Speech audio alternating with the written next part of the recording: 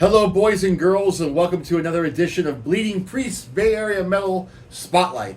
And for this one, I'm covering a record that was life-changing for me. When I heard it in 1988, it was a very profound moment. I saw them live, and they shocked the shit out of me, and I got their debut album probably the next day, or within a couple of days, and like I said, it was life-changing. Overnight, I changed my thrash metal drumming style to match what this drummer was doing on this album. The band I was in at the time was Armament, and up to that point, I was just doing more punk rock kind of drumming or just whatever I could do. I was still learning how to play drums pretty much. So, I heard this album and just immediately started playing faster. And it changed the sound of our band completely, and that bled into Warfare DC, and Warfare DC was trying their damnedest to emulate this band as much as humanly possible. I'm talking about Vio-lence Eternal Nightmare. I think this is the greatest Bay Area thrash debut album of all time. Yes, I think it's better than Exodus' Bonded by Blood and Metallica's Kill 'Em All. I know there's probably people out there that want to chop my fucking head off for saying so. And maybe, if I was a little bit older and I was going to shows around the time Bonded by Blood came out or Kill 'Em All came out, maybe my opinion would be different, but I was just too young to go to shows when those albums came out, so I got those records a couple years after the fact. I got this album right when it came out, and it just fucking blew me away. And to be quite honest, I listen to this album still a lot, and a lot more than Bonded or Kill 'Em All. Holy fucking shit, I don't even know where to begin with this album. Like I said, I saw him at the Stone, and I was like, who the fuck is this band? First of all, the tempos they were playing at, they were the fastest band I had ever seen at that point in time. And the one thing that really stood out was Sean Killian. His voice, his maniacal fucking wail of a voice. I can't even call it singing. It's just like a drill sergeant up there, just commanding and just like making you want to kill or jump in the pit or do a stage dive, whatever. But yeah, his stage presence and his voice, his unique voice, really stood out and just struck a chord with me big time. So when I got this album, it was just exactly what I saw live. Ferocious, fucking crazy fast tempos, unrelenting, just crazy. And his voice sounds amazing on this album. It's funny too, because maybe I heard their demo before I got the album. And on the demo, his voice is not as cool. It's a lower register, it's not as up front, and not as abrasive.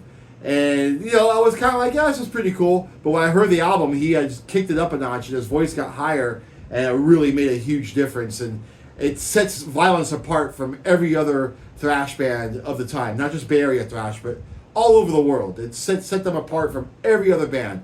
And I think the two things that really stood out and that are very unique about Vio-lence was Sean and Perry Strickland, the drumming.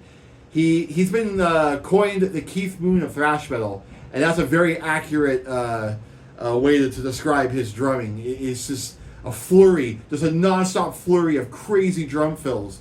And he doesn't do that much double bass. There's hardly any double bass on this album, which is crazy because, that's a huge component in thrash metal. Especially at this time, or at any time, actually.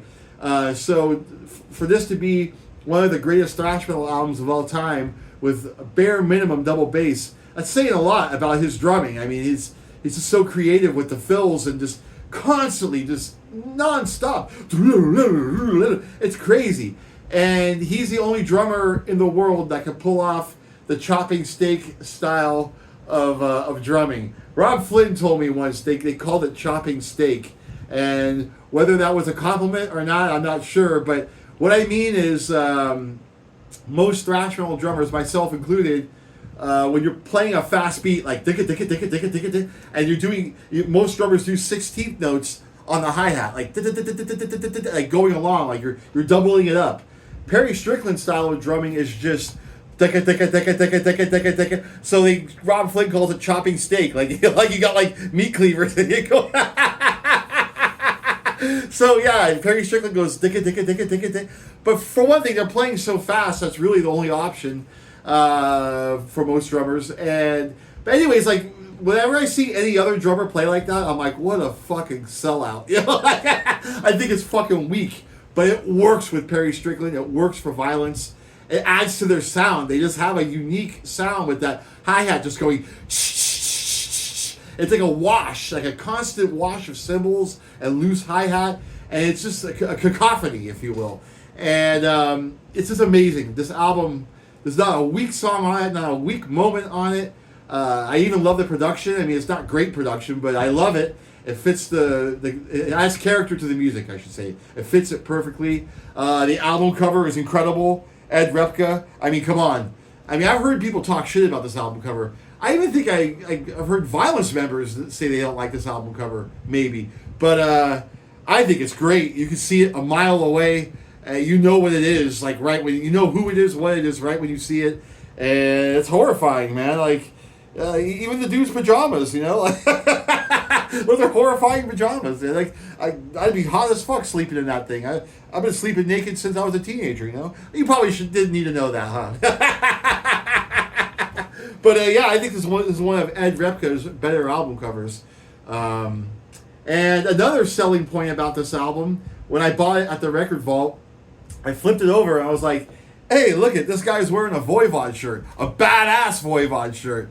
So that's a huge plus in my book, and another reason why I was like, I have to buy this album. Rob Flynn, a young Rob Flynn wearing a Voivod shirt. I wonder when's the last time he wore a Voivod shirt? Maybe this picture. But yeah, man, I fucking love this record. I listen to it regularly, as much as I can, actually, almost on a weekly basis. And a couple years ago, Sean Killian was in bad health, and there was a benefit for him in San Francisco called Killian on Command, and I was honored to be a part of it. And I drummed on like at least 5 songs, and I think 3 or 4 songs from this album, and 1 song from the follow-up, "Oppressing the Masses," which is also awesome. But yeah, it was an honor to be a part of it, to play these songs. And I remember at rehearsals for it, Ted's like, "What the fuck you doing, dude?" I was like, "What?" He goes, "You're doing 16th notes on the hi-hat." I was like, it's just like, you know, because it doesn't feel right playing but that's how the songs go, and that's how they should be played. And there's video of some of those songs on YouTube, and when it cuts to me, you can see me sometimes sneaking in a 16th note because it's just habit, you know, like that's how you're supposed to play fast songs normally. But yeah, I try to keep it as true to form as possible. But it was a lot of fun. I actually sang a song at that show too, a song off of the second album. But yeah, I mean, Warfare DC wanted to be Vio-lence so fucking bad. Our first demo was produced by Sean Killian. I don't know if produced is the right word. He just kind of hung out in the studio and just said, "Yeah, it sounded good." But he was there, and that's all that counts. And his name was on the demo, so and he was he was great. He was super cool. He let us stay the night at his house because Ted and Rob got into a car accident on the way to the recording, so we didn't have means of transportation of getting back home. We recorded it in Livermore, I think, and back then that may as well have been Egypt. I mean, that was just so far away from Daly City in San Francisco. So he let us stay the night, and he made spaghetti for us, and it was a great time. And we even used Rob Flynn's gear for that demo because I think Ted's gear got fucked up in the car accident. So we used Rob Flynn's gear. So like I said, we were doing anything we possibly could to sound like Vio-lence. There were a couple of bands around back then that were on the Vio-lence tip, like Chaos, for example. Their New Creation demo was also produced by Sean Killian, and they definitely sounded like Vio-lence. So yeah, Vio-lence had a big impression on the young scene in 1988, and as challenging as it is now to remain a Vio-lence fan, or just in past years to remain a Vio-lence fan with just constant lineup changes and a constant flux of members, as challenging as it is, it will never change the fact that this is, in my opinion, the greatest thrash metal, Bay Area thrash metal debut of all time. I love it.